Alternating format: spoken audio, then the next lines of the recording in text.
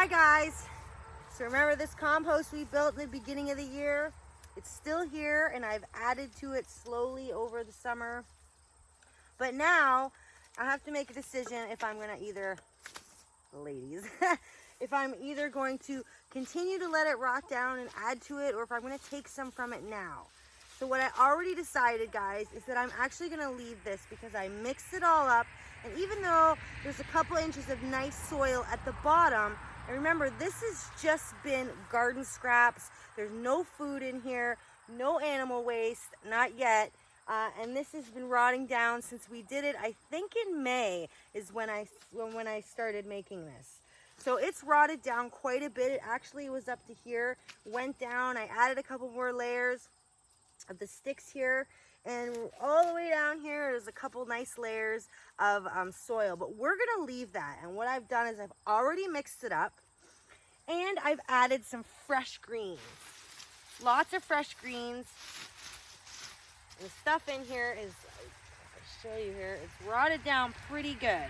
It's pretty dry, and I want to get this prepared for next season, because all this soil right here is literally just to be put in that bed. That's why I put it here, so I'd have easy access for one of these beds that I need it. That's the one I'm going to need it next year. So we're going to prepare this right now and throughout the fall to get it ready for next season. And I'm going to start right now, like I said, by adding some greens, but I also have a bucket of some really disgusting stuff that I'm going to add in here. If you're going to put any kind of manure, any kind of animal manure in with your compost, or in with your gardens even, you do it at the end of the season. Because this is a compost I'm doing a little bit earlier, but in the beds I would put it in the fall so it composts and rots down properly throughout the winter and in the spring, and you're not putting that full rich nitrogen in there from the manure. You want it to mix in with everything and do what it's supposed to do to give you good compost for the following season.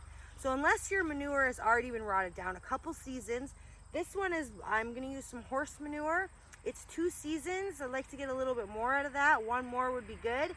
So what I've done is I've mixed it with some water and I let it soak and just get really kind of gross. And I'm going to put that in here and hopefully it'll pour all the way down. And then I'm going to continue to add on top of that until winter comes. And once spring hits, we're going to be back out here, guys, and I'll be digging it up and showing you the awesome black earth, black gold that's going to be in here just from my garden scraps and a little bit of manure that I'm going to put in right now. So let's get it in there because I've been soaking this bucket since yesterday. I want to get it in.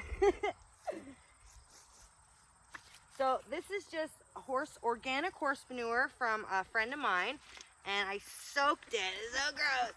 I soaked it in water to give it a little bit of extra moisture so it'll go down in there. It's pretty dry and I don't really want to have to water my compost, so we're gonna let it do its own thing. We get our handy dandy claw. Had this thing for years. I'll kind of aerate it a little bit just to give it a little bit of a start.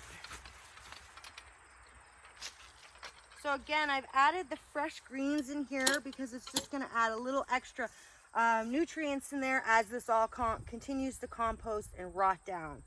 So guys, I made this out of twigs. I filled it up with garden scraps, one little bucket of manure, and next year we're going to have a whole bunch of delicious, a whole bunch of nutritious soil for my garden and my plants. So you guys, make sure you're composting.